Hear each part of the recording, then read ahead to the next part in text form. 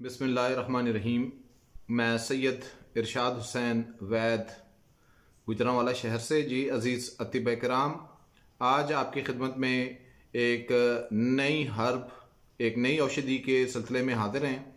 और आज की जो हमारी हर्ब है, जो जड़ी बूटी है, उसका नाम निर्गुंडी या आप दूसरे मानों में इसको संभालू भी कहते हैं, और लातीनी ज़ुबान में इसको वाइटेक्स निगुंडो बोला जाता है। ये हमारे जिस्म के अंदर, जिस तरह मैं अक्सर कहता हूँ कि 3 खिलतें, 3 दोष होते हैं, वात, पित्त और कफ। ये तीनों के ऊपर काम करती है, लेकिन पित्त को ज़रा ज़्यादा कर देती है। लिहाजा पित्त वाले जो लोग हैं, यानी गर्मी वाले जो लोग हैं, इसको ज़रा कम इस्तेमाल करें। तो 2 जो दोष हैं हमारे, जिसे हम वात और कफ कहते हैं, उसके ऊपर इसका बहुत अच्छा असर आता है। बुनियादी तौर पे इसको हम ये भी कह सकते हैं कि हमारी आयुर्वेद में, जिसे आप लोग पेन किलर कहते हैं, और हम आयुर्वेद में एक ऐसी जड़ी बूटी जिससे आप पेन किलर का काम ले सकते हैं। लेकिन ये ऐसा पेन किलर है कि ये आपकी बीमारी को जड़ मूल से निकाल सकता है, ये इतना ताकतवर है। तो आज हमने देखना है कि आयुर्वेद के अंदर इसके गुण क्या हैं और इसके फ़वाइद क्या हो सकते हैं, और कौन कौन सी ऐसी डिजीज़, कौन सी ऐसी मर्ज है जिसमें आप इसका इस्तेमाल कर सकते हैं। तो सबसे पहले आयुर्वेद में इसके गुण जानने की कोशिश करते हैं। तो चलिए आयुर्वेद से पूछते हैं, क्योंकि मेरी जितनी भी मालूमात है शुद्ध आयुर्वेद के ऊपर है, और मैं जो भी बात करूंगा शुद्ध आयुर्वेद की ही बात करूंगा। तो आज का जो हमारा टॉपिक है वो निर्गुंडी है, और निर्गुंडी के हवाले से, संभालू के हवाले से इसके जो गुण हैं वो देखते हैं। तो आयुर्वेद ये कहती है कि ये लघु है, लघु यानी हल्की है, रुक्ष है, रुक्ष यानी ये थोड़ी सी खुश्क है। और खाने की बात करें, अगर आप इसको अपनी जुबान के ऊपर रखते हैं और इसका टेस्ट लेते हैं, ये मैं अक्सर कहता हूं कि कोई भी जड़ी बूटी कहाँ पे काम करेगी, सबसे पहले उसका जायका, जो टेस्ट है, अपनी जुबान के ऊपर रखें, तो तब आपको पता चल जाएगा कि ये कौन से मर्ज के ऊपर काम करेगी। इसी तरीके से जितने भी पुराने सन्यासी लोग हुआ करते थे, वो जड़ी बूटी को फौरी तोड़ के अपने मुंह के अंदर रख के उसका जायका, उसका टेस्ट मालूम करते थे। तो आज हमने ये देखना है कि निर्गुंडी का जो जायका है, जो टेस्ट है, जुबान के ऊपर किस तरह का आता है। तो ये कटु है। कटु का मतलब होता है ये थोड़ा सा कड़वा है, तिक्त है, यानी ये थोड़ा सा तीखा है। और कषाय है, कषाय का मतलब होता है कसैला, यानी इसके जायके 3 तरह के आपको अपनी जुबान के ऊपर महसूस होंगे, कड़वा, तीखा और कसैला। अब हमने ये देखना है कि ये मिजाज में कैसा है। तो ये मिजाज में गर्म है। तो जिस तरह अभी मैंने आप लोगों को समझाया कि जो दर्द है, ये जो पेन है बॉडी के अंदर, ये उसका नाश करती है, उसको खत्म करती है। और इसी के सिलसिले में अगर हम सुश्रुत ऋषि को, अगर ग्रंथ की तरफ देखते हैं, तो जो संहिता लिखी गई, सुश्रुत ऋषि ने जो संहिता लिखी, उस संहिता में सुश्रुत ऋषि ये फरमाते हैं कि बिना वात के आपको जिस्म में दर्द नहीं हो सकती। तो वात वायु अगर आपके जिस्म में बिगड़ जाए तो आपको दर्द जो है वो उत्पन्न हो जाएगा, यानी दर्द आना शुरू हो जाएगा। अब वात का गुण क्या है? वात का गुण क्या है? हवा है ना। तो जब भी जिस्म में हवा तेज चलेगी तो हवा के 2 गुण हैं। एक, ये मिजाज में ठंडी है, और जब ये चलेगी तो खुश्की लाएगी, यानी रूडनेस लाएगी। तो आपके सामने अगर हम इसकी बात करें वात वायु की, तो ये 2 चीजों पे मुश्तमिल है, यानी ये खुश्की भी लाएगी और ठंडी भी लाएगी। तो जब भी आपके जिस्म में खुश्की और ठंडी पैदा हो, तब आपको कौन कौन से रोग हो सकते हैं, या उसकी निशानियां या उसके जो सिम्टम्स हैं वो देख लेते हैं कि वो आपको कौन कौन से हो सकते हैं। या इस तरह देखते हैं कि वो लोग जो एसी में जाते हैं और जाते ही इनके कंधों में दर्द आनी शुरू हो जाती है, सर में दर्द आनी शुरू हो जाती है, या जिस्म के किसी हिस्से में भी ठंड के कारण उनके जिस्म में पेन आनी शुरू हो जाती है। इस तरह के लोग, ये बगैर वात वायु के नहीं हो सकती। कुछ इस तरह के और जो सेहतमंद लोग हैं, जिनकी वात वायु संतुलन है, यानी बैलेंस है, उनको कोई प्रॉब्लम नहीं होता एसी में रहने से। लेकिन जिसकी वात वायु बिगड़ी है, वो जैसे ही एसी के अंदर जाएंगे तो उनकी जो दर्दें हैं उनमें इजाफा हो जाएगा। जैसे पंखे के नीचे अगर तेज हवा लग रही है, ठंडी हवा लग रही है, तब भी वो दर्द की शिकायत करेंगे, या वो लोग जो मोटरसाइकिल बाइक पे जाते हैं, ठंडी हवा लगने से पट्ठों में दर्द आनी शुरू हो जाती है, सर में दर्द आती है, गर्दन के पिछले जो मोरे हैं, जो या स्पॉन्डिलाइटिस का जो मसला बनता है, उसमें आपको पेन आपकी बढ़ जाती है। तो हवा ठंडी और खुश्की पैदा करने वाली होती है, और वात वायु का गुण भी यही है।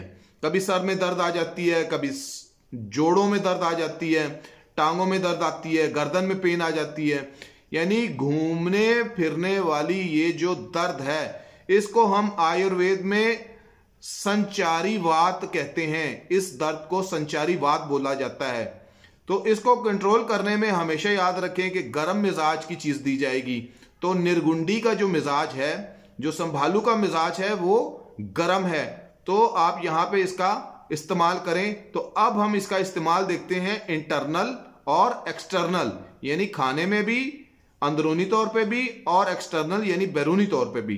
तो सबसे पहले हम ये देखते हैं कि आपकी जो दर्द है, आपकी जो पेन है, कभी ऐसे होता है कि घुटने में दर्द हो रहा है, कलाई में दर्द हो रहा है।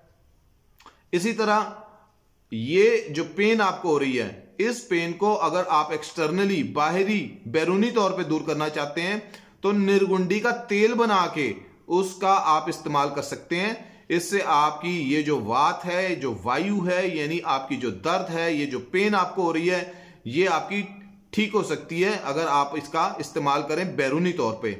इसी तरीके से निर्गुंडी, अगर आपके पास इसका पौधा मौजूद है, संभालू का पौधा मौजूद है, तो फिर आप क्या कर सकते हैं कि इसके जो पत्ते हैं, इसको उबाल करके अच्छे से इन पत्तों की सिकाई भी आप कर सकते हैं। जहां भी आपको पेन हो रही है, दर्द हो रही है, ये भी आपकी दर्द को खत्म करने में आपकी भरपूर मदद करेगा। इसी तरह जब कभी आपको कहीं कुछ चोट लग जाती है, और चोट ऐसी होती है कि गुप्त होती है, यानी आपको चोट से कोई खून नहीं निकलता, लेकिन चोट लगने से आपको वहां पे स्वेलिंग हो जाती है, सूजन आ जाती है। तो इस सूजन को आप दूर कर सकते हैं इसके ऑयल से, इसके मसाज से। ये इसके अलावा अगर बात करें कि निर्गुंडी और कहां पे काम कर सकती है, तो ये आपके बालों के लिए भी बहुत मुफीद है। आप अगर इसका इस्तेमाल करते हैं, सर के अंदर अगर खुश्की है, डैंड्रफ है, तो तब भी आप इसके पत्ते जो हैं उसको उबालें अच्छे से, और उबालने के बाद उससे अगर आप सर्द होते हैं तो आपकी खुश्की भी खत्म होती है। इसी तरीके से अगर आपके सर की स्किन के ऊपर सोराइसिस हो गया, तो तब भी सोराइसिस में आप इसका इस्तेमाल कर सकते हैं। इनके पत्तों का जो कावा है, जो क्वाथ है, वो बनाएं, और बनाने के बाद आप उसी क्वाथ से, उसी कावे से सर भी धो सकते हैं। या आपको जुओं का मसला है, तब भी आप इसका क्वाथ कावे से अपना सर जो है वो वॉश कर सकते हैं। सर को धोना इस मर्ज में निर्गुंडी के पानी से ये इंतहाई मुफीद है। इसी तरह अगर मैं इंटरनल बात करूं, यानी अंदरूनी, तो कभी ऐसे होता है कि वात में क्या होता है, अगर वात वायु आपकी सर में आ गई है, तो जिस तरह सुश्रुत ऋषि फरमाते हैं ना कि वात वायु के बगैर आपको कहीं पेन नहीं हो सकती है। अगर ये बढ़ जाएगी तो फिर आपको पेन आएगी। तो अगर आपके सर में दर्द है, इसकी निशानी है वात वायु के साथ अगर सर में आ रही है, तो एक दो निशानी है जो आपसे शेयर करता हूं, आप गौर कीजिएगा। आपके इर्द गिर्द भी, या मुमकिन है आपको भी ये मसला हो। तो इसमें क्या होता है कि जल्दी में काम करना, हड़बड़ी में रहना, ज्यादा सोचते रहना, ये जितने भी प्रॉब्लम्स आपको हैं, ये सारे के सारे जो हैं ये आपको फेस आप करते होंगे। या आपको ज़हनी सुकून जो है वो भी नहीं है, स्ट्रेस रहता है, आपको परेशानी रहती है, खटपट में दिमाग रहता है। ये जितने भी प्रॉब्लम्स हैं उसमें ये इंतहा दर्जे का आपको फायदा दे सकता है अगर आप निर्गुंडी का इस्तेमाल करते हैं तो। इसके अलावा बाज़ औक़ात ये होता है कि आपकी जो नर्वस सिस्टम है या आपकी जो नसें हैं, इसमें अगर कोई पेन आ रही है, तो तब भी आप निर्गुंडी का इस्तेमाल करें तो आपको बहुत ज़्यादा फायदा हो सकता है। अब बाज़ औक़ात ऐसे भी होता है कि आपकी कोई नस दब जाती है, तब भी आप इसका इस्तेमाल कर सकते हैं। अब नर्व पंच होने में कौन सी मर्ज है जो मशहूर है, जो आप लोग भी जानते होंगे, जिसे हम शैटिका बोलते हैं, हम संस्कृत में या आयुर्वेद में उसको गिरदर्सी बोलते हैं। आप इसको लांगड़ी का दर्द भी कह सकते हैं, इरकुन निसा भी कह सकते हैं। तो ये जो दर्द है, इस दर्द में भी आप अगर इस निर्गुंडी का इस्तेमाल करते हैं तो ये इंतहाई मुफीद है। कई लोग ऐसे होते हैं कि जिनको कंधों के नीचे से दर्द होती हुई नीचे की तरफ जाती है, तो तब भी आप इसका इस्तेमाल कर सकते हैं। यानी किसी भी नर्व या नाड़ नस की दर्द पेन को रोकने के लिए कुदरती तौर पे और उसको 100% ठीक करने के लिए अगर आप निर्गुंडी का इस्तेमाल करते हैं तो ये इंतहाई मुफीद हो सकता है आप लोगों के लिए। या इसकी इंटरनल अगर मैं बात करूं, यानी कुछ ऐसे लोग हैं क्योंकि ये मिजाज में गर्म है, तो जिन लोगों को भूख नहीं लगती तो ये आपके लीवर के अंदर हरारत को बढ़ा देता है और बढ़ाने से आपको भूख भी लगना शुरू हो जाती है। या इसके अलावा यकृत की बात करें, यकृत मीन यानी आपका जो लीवर है उसकी बात करें, तो उसमें अगर कहीं सूजन है तो तब भी ये आपके लिए इंतहाई मुफीद जड़ी बूटी है, आप इसका इस्तेमाल करें, आपको इसका भरपूर लाभ मिलेगा। इसी तरीके से तिल्ली, जिसे हम प्लीहा कहते हैं संस्कृत जुबान में या आयुर्वेद की जुबान में, तो अगर स्प्लीन के अंदर, तिल्ली के अंदर कुछ सूजन है, कोई खराबी है, तो तब भी आप इसका इस्तेमाल कर सकते हैं, तब भी ये आपको भरपूर फायदा देगी।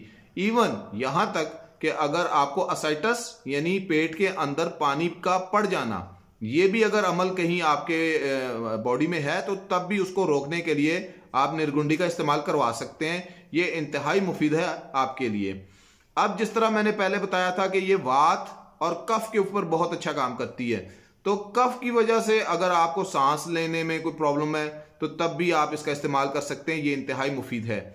और पत्ते, अगर इनके पत्तों की मैं बात करूं तो इसके जो पत्ते हैं उसको कूट के पाउडर बनाएं और देसी घी के साथ अगर आप इसका इस्तेमाल करते हैं तो ये आपके लिए इंतहाई मुफीद है।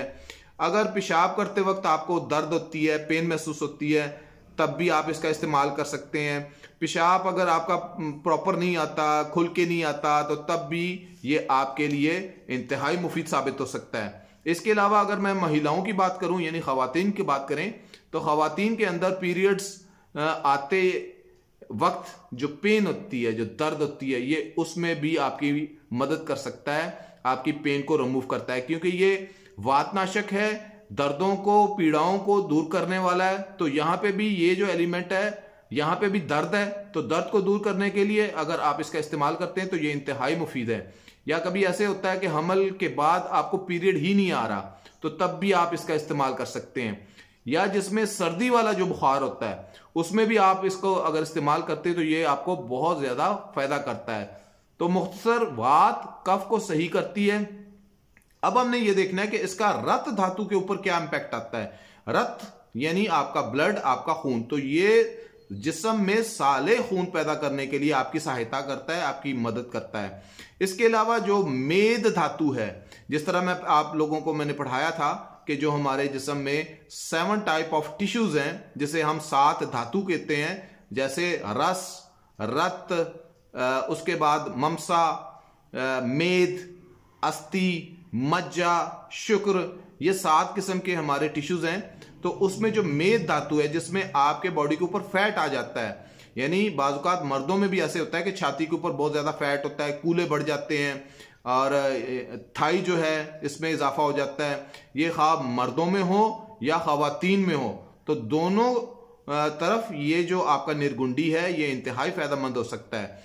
अब हमने आखिर पे ये देखना है कि इसकी मिकदार जो है, जो मात्रा है, वो आप कितनी ले सकते हैं। तो आयुर्वेद का मानना ये है कि अगर आप इसका सरस यानी इसका जो ताज़ा रस है पत्तों का, वो लेते हैं तो ये इंतहाई मुफीद होता है। उसके बाद अगर दूसरी शक्ल देखें तो फिर क्या होता है कि इस जड़ी बूटी का खुश्क करके जो हम क्वात यानी कावा बनाते हैं तो ये उसके बाद फायदा करता है। इसी तरह अगर बहुत नीचे चले जाएं तीसरे नंबर पे, तो इनका खुश्क करके कूट के जो पाउडर हम सफूफ बनाते हैं तब भी ये फायदा करता है, लेकिन थोड़ा सा कम करता है। तो ये इसके दर्जे हैं। तो अगर आपके पास निर्गुंडी के ताज़ा पत्ते हैं, उसका स्वरस यानी उसका जूस, उसका रस निकालते हैं, तो 10 ml से लेके 20 ml तक आप इसका इस्तेमाल करवा सकते हैं। सुबह भी दे सकते हैं, शाम भी दे सकते हैं। अगर इसके तुखम की बात करें यानी बीज की बात करें, तुखम संभालू के नाम से हर पंसारी से मिल जाएगा आपको। अगर आप पंसार की तरफ जाते हैं तो आपको ये बासानी मिल सकता है। तो ये पेशेंट के हिसाब से देख के आप ये इसको तयन इसका करेंगे कि 1 ग्राम से लेके ये 5 से 7 ग्राम तक भी आप इसका इस्तेमाल करवा सकते हैं, लेकिन कंडीशन के हिसाब से। और इसको कोशिश करें कि वात वायु जागने के जो टाइम है वो या तो सुबह अलस सुबह जिस्म में दर्दें बहुत ज्यादा होती हैं, या रात को दर्दें जो है जो वात वायु वो रात को बढ़ जाती है। सुबह को वात क्यों बढ़ती है कि वात का लक्षण, उसका गुण क्या है कि वात वायु एक तो मिजाज में ठंडी है और दूसरी खुश्क है, तो सुबह का टाइम ठंडी का होता है। इसलिए आप अगर जहां ये बीमारी आपकी उभर रही है, यानी सुबह फर्स्ट टाइम निहार मुंह जिसे हम कहते हैं, वहां पे अगर आप इसका इस्तेमाल करेंगे तो आपको इंतहा दर्जे का इसका फायदा मिलेगा। इसी तरीके से अगर आप इसको रात पे ले जाते हैं तो तब भी ये आपको इंतहा दर्जे का फायदा दे सकता है। इसके अलावा जो कॉशन, जो एहतियाती तदाबीर हैं, उसमें ये वाला निर्गुंडी संभालू वो लोग इस्तेमाल ना करें जिन लोगों की पित्त, जिसे हम सुफरा कहते हैं, गर्मी, हीट, जलन, दाहा जिनको बहुत ज्यादा होती है, पांव के अंदर जलन महसूस होती है, पांव के नीचे पसीना आता है, तो इस तरह के लोग अगर कोई हैं तो वो संभालू का इस्तेमाल बिल्कुल ना करें, उनको नुकसान देगा। तो ये था आज आपकी खिदमत में संभालू, निर्गुंडी, वाइटेक्स निगुंडो। तो इंशाल्लाह मिलते हैं अपने नेक्स्ट टॉपिक में, तब तक के लिए मुझे इजाजत दें। अस्सलाम वालेकुम वरहमतुल्लाह।